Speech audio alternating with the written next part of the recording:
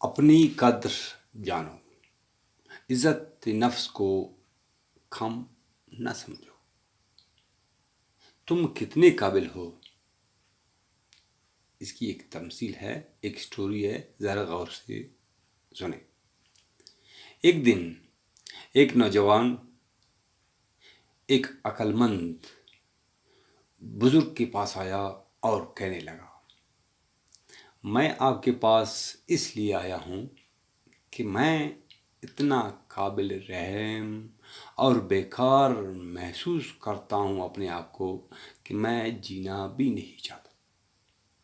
ہر کوئی کہتا رہتا ہے کہ میں آرا ہوا انسان ہوں، اناڑی ہوں، بیوقوف ہوں، برائے مہربانی میری مدد کریں۔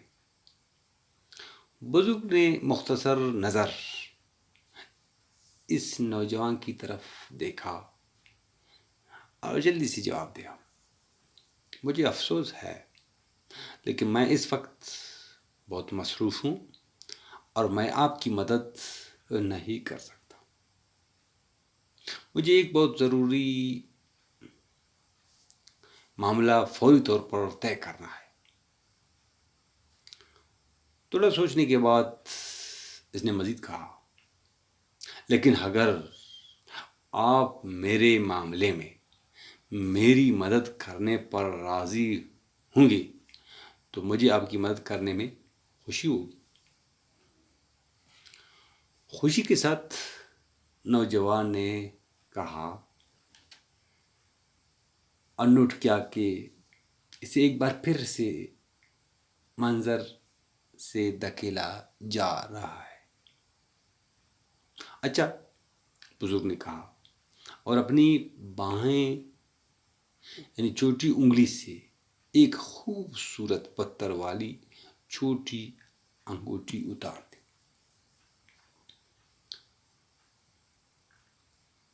اس نے نوجوان سے کہا، گھوڑا لے کر بازار کے چوک پر جاؤ،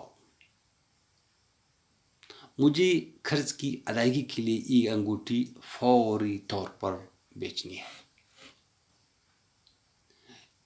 اسے زیادہ مہنگے بیچنے کی کوشش کریں اور کسی بھی صورت میں سونے کے سکے سے کم قیمت پر راضی نہ ہوں۔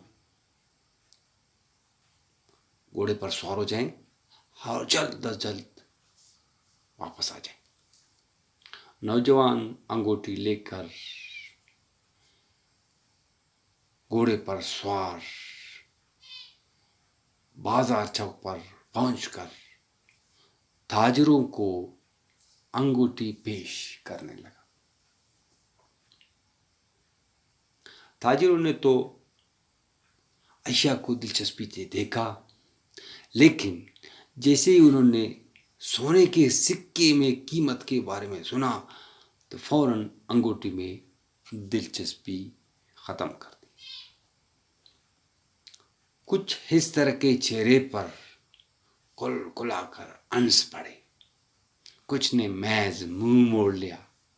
صرف ایک بزرگ تاجر نے اسے سمجھایا کہ سونے کا سکہ ایسی انگوٹھی کی قیمت کے لیے بہت زیادہ،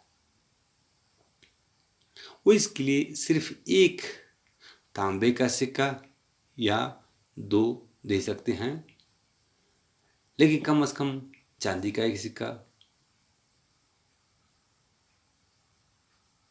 بوڑھے کی بات سن کر نوجوان پریشان ہوا، کیونکہ اسے بزرگ کا حکم یاد تھا کہ کسی بھی صورت میں سونے کے سکوں سے نیچے کی قیمت میں انگوٹھی نہیں بیچنی۔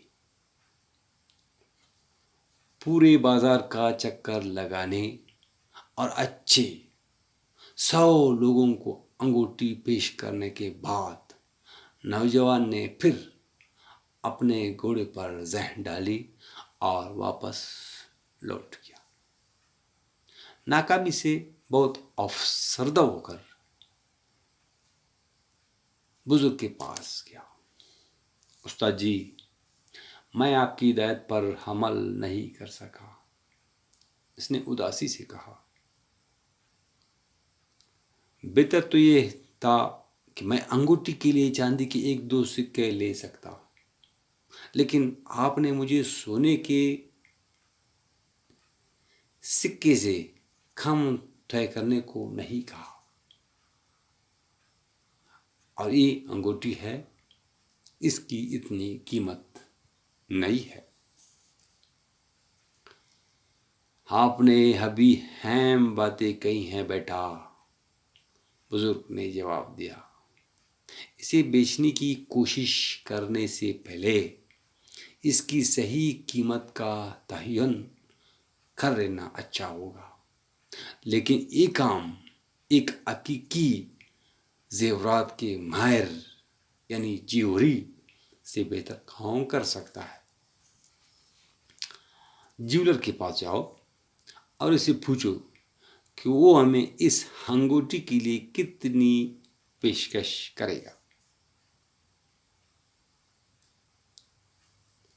بس اس کے لیے وہ تمہیں جواب نہ دے، انگوٹھی نہ بیچو، بلکہ میرے پاس واپس آ جاؤ۔ نوجوان دوبارہ اپنے گھوڑے پر چھلانگ لگا کر جوہری کے پاس گیا۔ جوہری نے کافی دیر تک میگنیفائنگ گلاس کے ذریعے انگوٹھی کا جائزہ لیا، پھر چھوٹے پیمانے پر اس کا وزن کیا اور آخر کار نوجوان کی طرف متوجہ ہوا۔ اپنے مالک سے کہو کہ میں ابھی اس وقت اس کے لیے 58 سونے کے سکے سے زیادہ نہیں دے سکتا، لیکن اگر وہ مجھے وقت دے تو میں 70 سکوں کی انگوٹھی خرید لوں گا۔ 70 سکے! نوجوان خوشی سے ہنسا، سونار کا شکریہ ادا کیا اور پوری رفتار سے گھوڑے پر سوار واپس آئے۔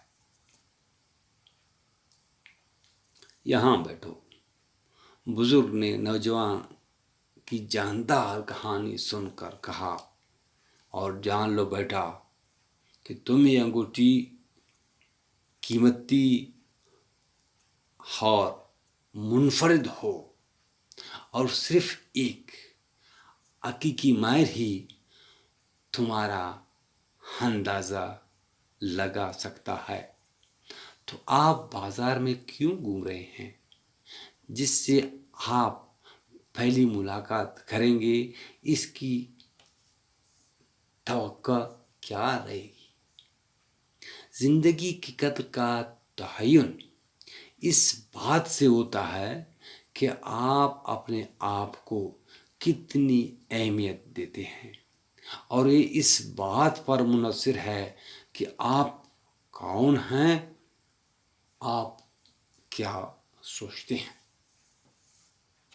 مختصر طور پر جب آپ کو اپنی اصل فطرت کا احساس ہوتا ہے، جو کسی ناکام شکل یا روایت سے محدود ہے، تو زندگی ایک غیر معمولی خزانے کی طرح چمکنے لگتی ہے۔ آپ جو ہیں وہی بنے اور اپنے آپ کو بہتر بنانے کی کوشش کریں، اور لوگوں کی پہچان نہ ڈھونڈیں کہ لوگ کیا کہتے ہیں۔ آپ کی اصل قدر صرف اللہ ہی جانتا ہے، کیونکہ اللہ ہی نے آپ کو کسی ایک مقصد کے لیے پیدا کیا ہے۔